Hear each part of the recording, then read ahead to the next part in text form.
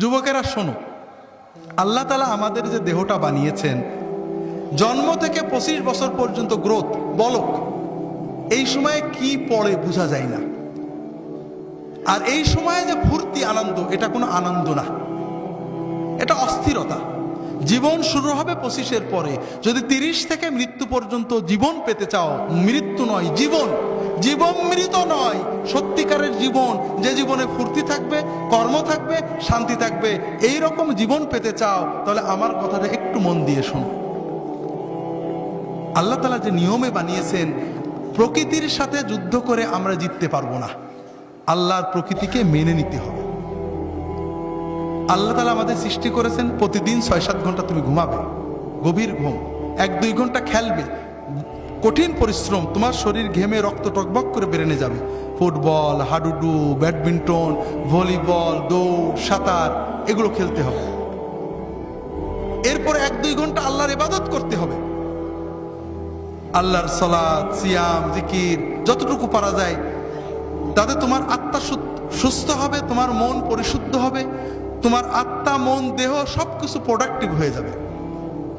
এরপরে তুমি 4-5 ঘন্টা তোমার 25-এর পরের জন্য কর্ম বা শিক্ষা নেবে। এইভাবে যদি তুমি চলো, তাহলে তোমার জীবন গতিশীল হবে, তোমার জীবন ইনশাআল্লাহ মৃত্যু পর্যন্ত সচল থাকবে। কিন্তু তুমি এখন খেলাধুলো বন্ধ হয়ে গেছে, সারাদিন মোবাইল, ইলেকট্রনিক মিডিয়া, আর খাওয়া তো কি খাচ্ছি আমরা দেখছি।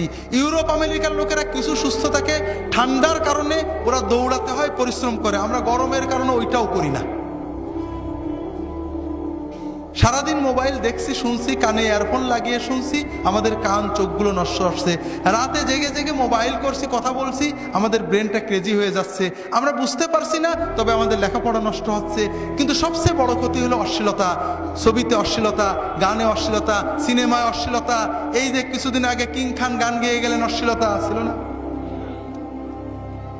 কিছু মানুষ কোটি কোটি টাকা কামাই করেছেন, করছেন এই সব অনুষ্ঠান, কিন্তু আমাদের যুবকদের কি হচ্ছে, অস্বীকার করার উপায় নেই। তাদের ভিতরে অস্থিরতা জন্ম নেয়, তাদের মনে হয় আমি আরো দেখি, আরো দেখি, টিভিতে বন্ধ হয়ে গেল, দেখি পাশের বাড়ির মেয়ের সাথে দেখা যায় কিনা, এইটা করে ওর অস্থিরতা, ওর পড়তে মন চায় না, ওর মোবাইল করতে মন চায়, ওর মনে হয় গল্প করি, এরপরে ও পাপের পথে চলে যায়, এরপরে হিরোইন ধরে, এরপরে ইয়াবা ধরে, এরপরে লেখাপড়া নষ্ট হয়ে যায়, ওর 25 হতে হতে ওর জীবনটা ক্ষতিগ্রস্ত হয়ে যায়, এর পরের জীবন মৃত হয়ে যায়, বাঁচতেও পারে না, মরতেও পারে না, ও হিরোইন গ্রহণ করে, মাদক গ্রহণ করে, এইভাবে সমাজটা আস্তে আস্তে ধ্বংস হয়ে যাচ্ছে। ঠিক না ভাই?